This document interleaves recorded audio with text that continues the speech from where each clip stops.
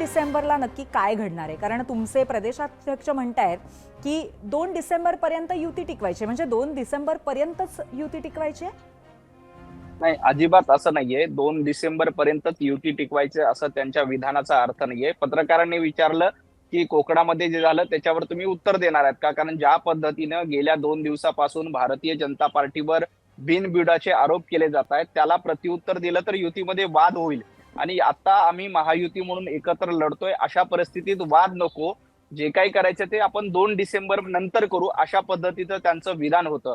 त्यामुळं 2 डिसेंबर नंतर महाराष्ट्रामध्ये राजकीय भूकंप होणार, शिवसेना आणि भाजप वेगळं होणार असं काहीही होणार नाही. आम्ही सामंजस्याची भूमिका घेतोय. आजपर्यंत भारतीय जनता पार्टीने सातत्यानं संपूर्ण प्रकरणामध्ये अतिशय सामंजस्याची भूमिका घेतली. आताही याही प्रकरणामध्ये सामंजस्याची भूमिका म्हणून रवींद्रजी चव्हाण यांनी ती प्रतिक्रिया दिली. आम्हालाही थेट जशास तसं उत्तर देता येतं, पण भारतीय जनता पार्टी युतीचा धर्म पाळतं, मैत्रीचा धर्म पाळतं. त्यामुळं आम्ही थेट प्रत्युत्तर देत नाहीत.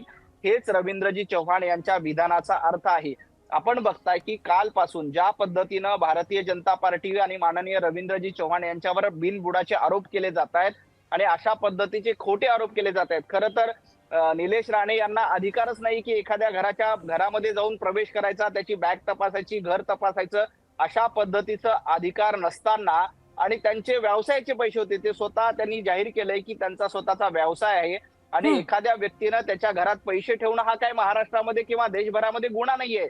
आपल्या व्यवसायासाठी लागणारे पैसे आपण घरात ठेवतो. उद्या कुणाच्याही घरामध्ये घुसायचं आणि पैशाच्या बॅगा तपासायच्या, तिजोरी तपासायची, असं जर का सुरू केलं तर महाराष्ट्रामध्ये काय होईल? आमचे ते संस्कार नाही. भारतीय जनता पार्टी लोकशाही बरं. प्रणालीवर विश्वास ठेवणारी पार्टी आहे, जनतेवर विश्वास ठेवणारी पार्टी आहे. पैसे देऊन निवडणुका जिंकता येत नाही, तर लोकांचे आशीर्वाद मिळवून, लोकांचा विकास कामं करून लोकांचा विकास कामं करून मतं मिळवतात. हे भारतीय जनता पार्टीचं धोरण आहे. नवनाथजी, एकच मला फक्त तुम्हाला विचारायचं आहे की तुम्ही म्हणालात की आम्ही संयम बाळगतोय, म्हणजे कुठेतरी तो संयम दाखवण्यासाठी 2 डिसेंबर पर्यंत युती टिकवायची आहे असं म्हणत कुठेतरी फक्त एक इशारा देण्याचा प्रयत्न होता का, की आम्ही संयम बाळगतोय पण आम्ही नाहीतर प्रत्युत्तर देऊ, असा त्याचा अर्थ आहे?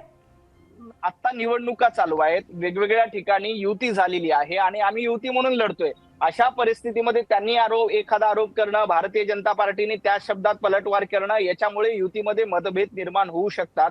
त्यामुळं भारतीय जनता पार्टी अतिशय सामंजस्याची भूमिका घेते की आम्हालाही त्याच भाषेत उत्तर देता येऊ शकलं असतं, परंतु कार्यकर्त्यांची निवडणूक आहे.